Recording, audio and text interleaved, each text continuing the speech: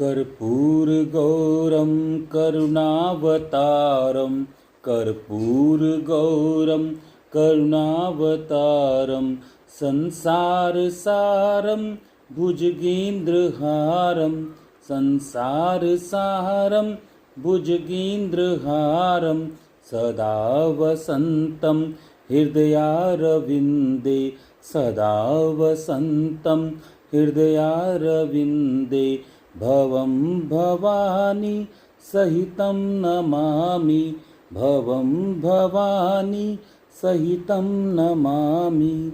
ओम नमः शिवाय ओम नमः शिवाय ओम नमः शिवाय।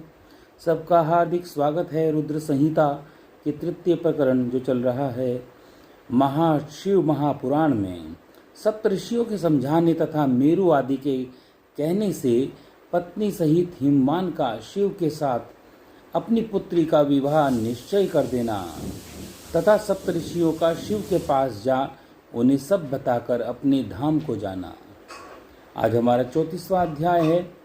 ब्रह्मा जी कहते हैं, नारद, तदंतर वशिष्ठ ने प्राचीन काल में राजा अरण्य के द्वारा अपनी कन्या पद्मा का पिप्पलाद के साथ विवाह करने की तथा धर्म के वरदान से पिप्पलाद के तरुण अवस्था रूप गुण सदा स्थिर रहने वाले यौवन कुबेर और इंद्र से भी बढ़कर धन ऐश्वर्य भक्ति सिद्धि एवं समता प्राप्त करने की तथा पद्मा के स्थिर यौवन सौभाग्य संपत्ति एवं भर्ता के द्वारा परम गुणवान 10 पुत्रों के प्राप्त करने की कथा सुनाकर कहा, हे शैलेंद्र, तुम मेरे कथन के सार तत्व को समझकर अपनी पुत्री पार्वती का हाथ महादेव जी के हाथ में दे दो और मेना सहित तुम्हारे मन में जो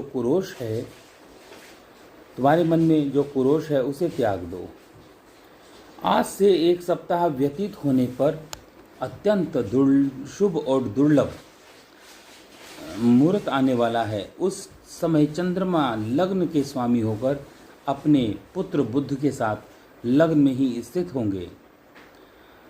उनका रोहिणी नक्षत्र के साथ योग होगा। चंद्रमा और तारे शुद्ध होंगे। मार्गशीर्ष मास के अंतर्गत संपूर्ण दोषों से रहित सोमवार को, जबकि लग्न पर संपूर्ण शुभ ग्रहों की दृष्टि होगी, ऐसे स्थान पर स्थित होंगे। दृष्टि होगी, पाप ग्रहों की दृष्टि नहीं होगी तथा बृहस्पति ऐसे स्थान पर स्थित होंगे जहां से वे उत्तम संतान और पति का सौभाग्य देने में समर्थ रहेंगे। ऐसे मुहूर्त में तुम अपनी कन्या मूल प्रकृति ईश्वरी जगदम्बा पार्वती को जगत पिता भगवान शिव के हाथ में देकर कृतार्थ हो जाओगे।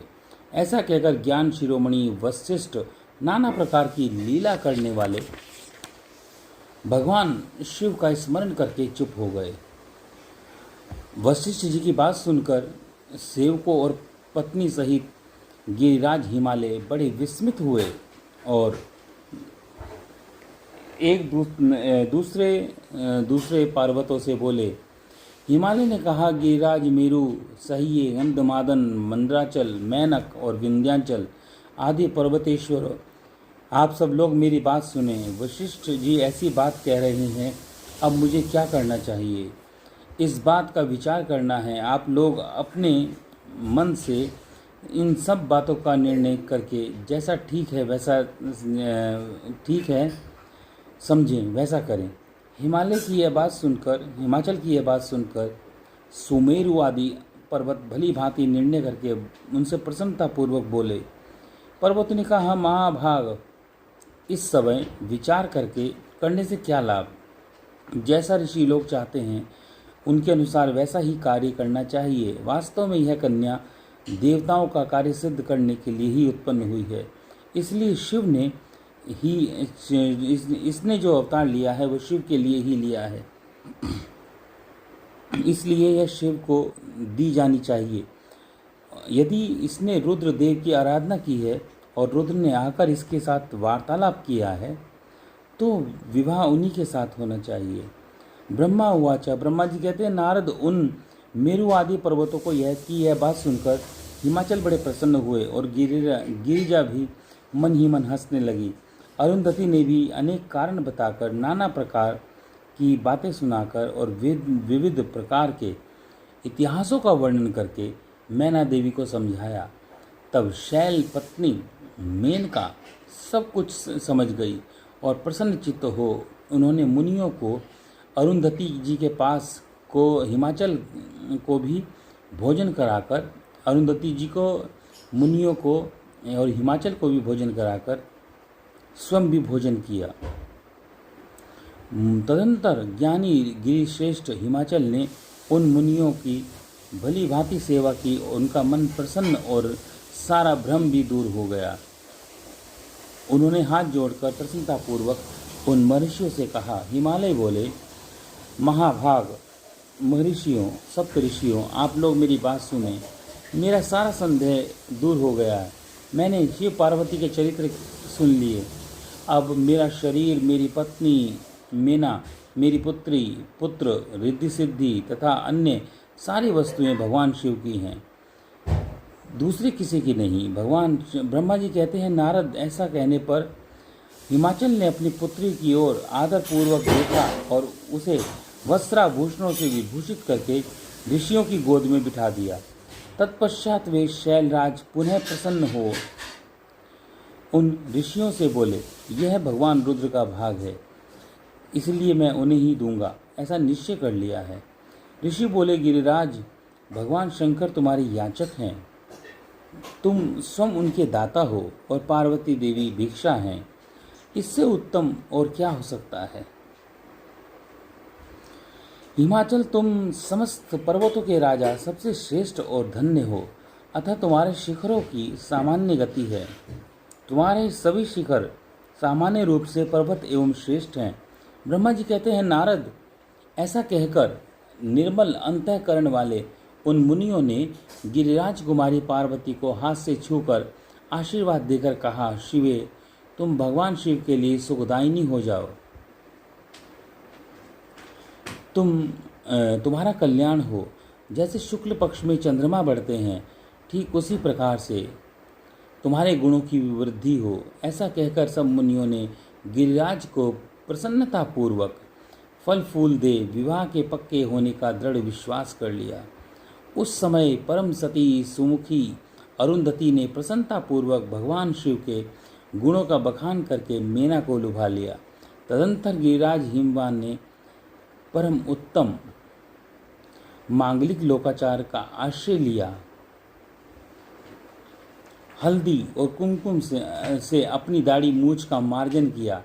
तत्पश्चात चौथे दिन उत्तम लग्न का निश्चय करके परस्पर संतोष दे वे सप्तऋषि भगवान शिव के पास चल दिए और वहां जाकर शिव को नमस्कार किया और विधि पूर्वक सूक्तियों से उनका स्तवन किया। वे वशिष्ठ आदि सब मुनि परमेश्वर शिव से बोले, ऋषियों ने कहा, देव देव महादेव परमेश्वर महाप्रभु, आप प्रेम पूर्वक हमारी बात सुने। आपके इन सेवकों ने जो कार्य किया है उसे जान लें। महेश्वर, हमने नाना प्रकार के सुंदर वचन और इतिहास सुनाकर गिरिराज और मीना को समझा दिया है। गिरिराज ने आपके लिए पार्वती का वाग्दान कर दिया है। अब इसमें कोई ननुनच नहीं है। अब आप अपने पार्षदों तथा देवताओं के साथ उनके यहाँ विवाह के लिए जाइए। महादेव प्रभु, अब शीघ्र हिमाचल के घर पधारिए और वेदोक्त रीति के अनुसार पार्वती का अपने लिए वरण कीजिए, पाणी ग्रहण कीजिए। सप्तऋषियों का यह वचन सुनकर लोकाचार परायण महेश्वर प्रसन्नचित हो हंसते हुए बोले। महेश्वर ने कहा, महाभाग सप्तऋषियों, विवाह को तो मैंने न कभी देखा है और न ही सुना ही है। तुम लोगों ने पहले जैसे देखा हो उसके अनुसार विवाह की विशेष विधि का वर्णन करो। महेश्वर के उस लौकिक शुभ वचन को सुनकर वे ऋषि हंसते हुए देवादिदेव भगवान सदाशिव से बोले। ऋषियों ने कहा, प्रभु, आप पहले तो भगवान विष्णु को विशेषतया उनके पार्षदों सहित बुला लें, फिर पुत्रों सहित ब्रह्मा जी को, देवराज इंद्र को, समस्त ऋषियों को, यक्ष, किन्नर, गंधर्व, सिद्ध, विद्याधर और अप्सराओं को प्रसन्नतापूर्वक आमंत्रित करें। इनको तथा अन्य सबको लोगों को यहाँ सादर बुलवा लें।